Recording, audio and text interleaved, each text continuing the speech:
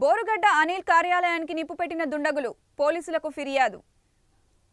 గుంటూరు శ్రీనగర్ కాలనీలో బోరుగడ్డ అనిల్ కార్యాలయాన్ని గుర్తు తెలియని వ్యక్తులు తగలబెట్టారు. దీంతో చుట్టుపక్కల పెద్ద ఎత్తున మంటలు ఎగిసిపడుతున్నాయి. గతంలో కూడా ఒకసారి ఇదే కార్యాలయానికి కొందరు దుండగులు నిప్పు పెట్టారు. అప్పట్లో ప్రతిపక్ష నేతగా ఉన్న ప్రస్తుత ముఖ్యమంత్రి చంద్రబాబు, ఉప ముఖ్యమంత్రి పవన్ కళ్యాణ్ పై బోరుగడ్డ అనిల్ అనుచిత వ్యాఖ్యలు చేశారు. అలా అనుచిత వ్యాఖ్యలు చేసిన సమయంలోనే పార్టీ కార్యాలయాన్ని నిప్పు పెట్టినట్లు కొందరు వైసీపీ కార్యకర్తలు ఆరోపించారు.